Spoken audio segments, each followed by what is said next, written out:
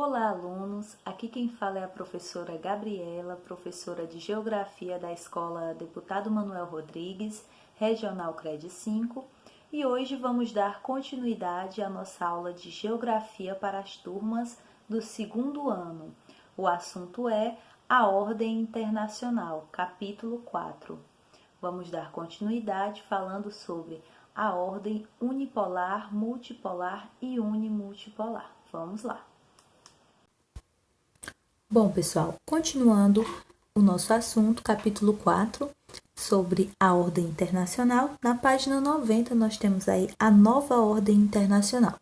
Recordamos que paramos no último assunto, que seria o mundo bipolar, em que o mundo ficou dividido entre Estados Unidos e União Soviética, capitalismo e socialismo, certo? Por isso ocorreu aí a Guerra Fria, uma guerra que não aconteceu diretamente entre esses países, estas potências.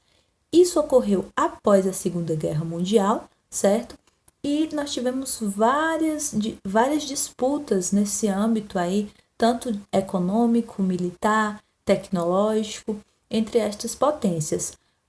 O fim da Guerra Fria, do mundo bipolar, dessas duas potências, ocorreu em 1991, em que os Estados Unidos vencem essa disputa entre capitalismo e socialismo, a União Soviética é derrotada, ocorre a queda do Muro de Berlim, que é o símbolo do fim da Guerra Fria, que ocorre em 1991, e a partir daí ocorre aí a nova ordem internacional, que é o assunto desta videoaula.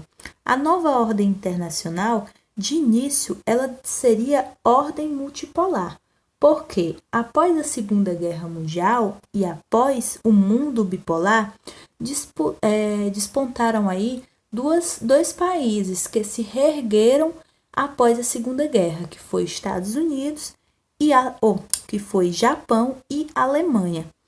Porém, com o passar do tempo, nenhum deles se mostrou à altura de desafiar a hegemonia dos Estados Unidos e criar, de fato, esse mundo multipolar, certo? Então, o mundo multipolar ainda não despontava.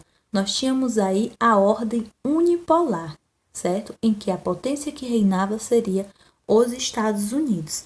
Nessa ordem unipolar, o Japão, mesmo no auge do seu poder econômico, era uma potência com limitações geopolíticas, por causa da derrota sofrida na Segunda Guerra.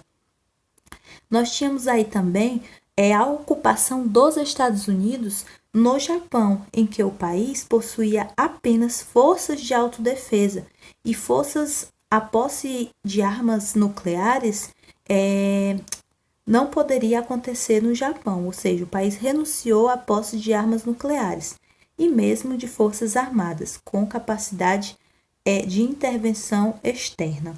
Nós tínhamos aí diversas limitações no Japão. Na Alemanha também, nós tínhamos suas forças armadas, sobretudo, eram de controle da OTAN. Tudo isso após a Segunda Guerra Mundial. Nós tínhamos aí o poder, podemos perceber que o poder dos Estados Unidos é muito grande sobre esses países, certo? Então, Rússia, China, Alemanha, Japão, nenhum país se colocava à altura de desafiar os Estados Unidos. Por isso, de acordo com estudiosos, o mundo ele continuou aqui sendo unipolar, certo? No qual reinava apenas uma superpotência com poder econômico, tecnológico e geopolítico militar incontestável, ou seja, Estados Unidos. Já a nova ordem unimultipolar diz que atualmente nomeia-se a nova ordem mundial como mundo unimultipolar, certo? Nos dias atuais.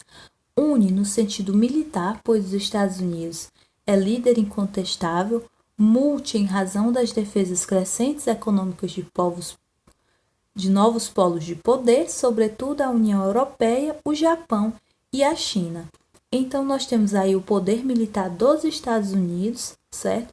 Juntamente com o poder econômico destas novas economias que despontaram no mundo. Por isso que nós temos esse termo, unimultipolar, ok? Sobre isso, vocês vão ler a página 191, que diz: embora os Estados Unidos continuem com mais poder do que os outros países, tudo isso após o fim da União Soviética, certo, pessoal? As relações entre as potências consolidadas e emergentes caminham para uma situação de mais equilíbrio e até mesmo de maior independência, enfim, para um mundo multipolar, já que o único seria então o poder militar dos Estados Unidos.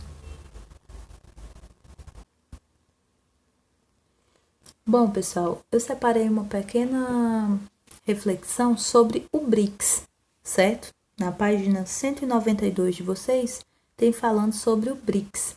BRICS é uma sigla que se refere a Brasil, Rússia, China, Índia e África do Sul, que se destacaram no cenário mundial pelo rápido crescimento de suas economias em desenvolvimento. O acrônimo foi cunhado e proeminentemente usado pelo economista Jim O'Neill, chefe de pesquisa em economia global no grupo financeiro Goldman Sachs, em 2001. Então, nós temos o BRICS. O grupo BRICS, ele não é um bloco econômico, certo? Nem uma aliança político-militar. Contudo, apesar da existência de muitas diferenças internas, há pontos em comuns e interesses convergentes entre seus membros.